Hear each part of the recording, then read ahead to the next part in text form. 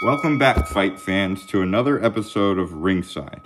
Today, I'll be doing a post-fight review of Ramirez versus Smith, a fight which I was very happily watching live post Mike Tyson.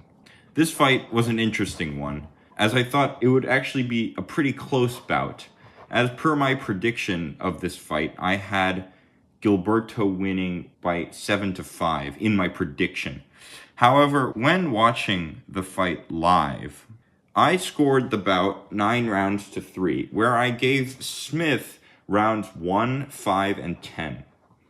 And by the judges' scorecards, the scorecards, 2 of them read 116, 112, 8-4 for Ramirez.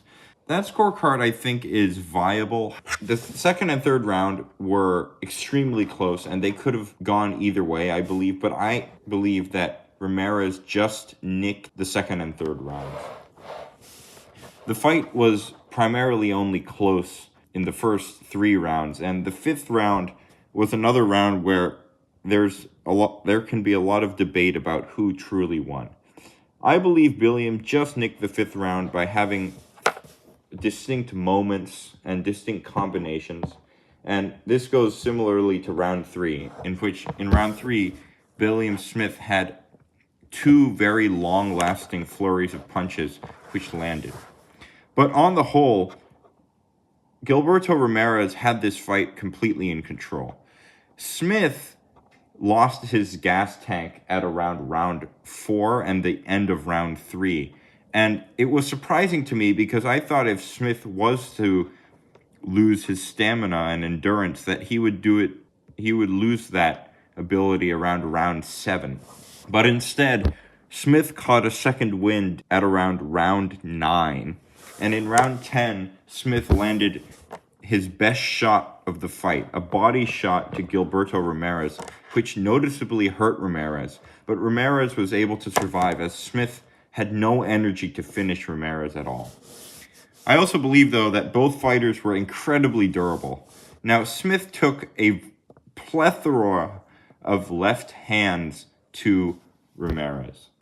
But this fight was a complete mismatch. Well, not a complete mismatch, I would say, but Smith could not keep up with Ramirez's pace during the fight, and he got tired extremely quickly throughout the fight. In the first round, Smith started quickly, which was uncharacteristic of Smith, and Ramirez started slow as normal.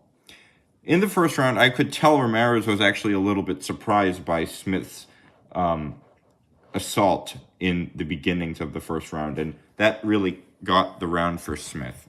But after the first round, Smith barely won rounds 5 and 10. And I believe that in such, Ramirez completely dominated most of the other rounds. The rounds in which Ramirez hurt Smith were rounds 4, 6, 11, and 12, in which Ramirez inflicted the most damage. But the fight was an extremely entertaining one. Smith was a true shower of his toughness, his durability, and his desire to win. Smith is a true champion, just as Ramirez, too, is a true champion. And this was a fight which gives testament to the cruiserweight division and as boxing as a whole. It was a good escape from what happened the day before between Jake Paul and Mike Tyson, I would say, and I'm sure many fight fans agree with me on that statement. The stream for the Ramirez-Billum Smith fight was extremely well done. The quality was very good, and I believe that Ramirez will be able to do good things in the cruiserweight division. The next fight I believe Ramirez will take is a Jai Opetaia fight. He said his goal is undisputed. If Ramirez will achieve undisputed is a question that will be answered another time.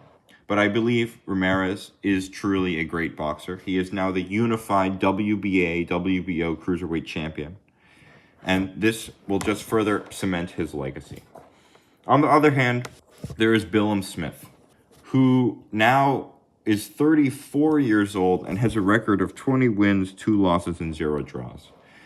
I believe Billum Smith's best route is to stay at cruiserweight, but to challenge the WBC title holder. Now, this is only after Smith has won comeback and warm-up fight, because I do not believe Smith should get back into title contention unless he has a fight in which he dominates. So I believe Smith should fight a top 60, top 75 fighter, maybe top 40, which is not a fringe world contender or a European world contender in his next fight, and then challenge for the WBC title. The WBC title holder is a very inactive, unknown fighter by most respects, and I believe Smith will be able to beat the WBC challenger.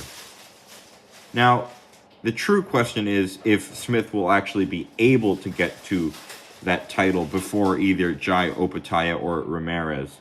But if Smith is to win a world title without the interference of Opetaia or Ramirez, saying that Opetaia unifies with Ramirez, then I believe Smith may be able to get a rematch with Ramirez or a fight with Opetaia if he gets the WBC belt. That is my post-fight review. I hope you enjoyed this episode. This is Zachary Cloutier at Ringside.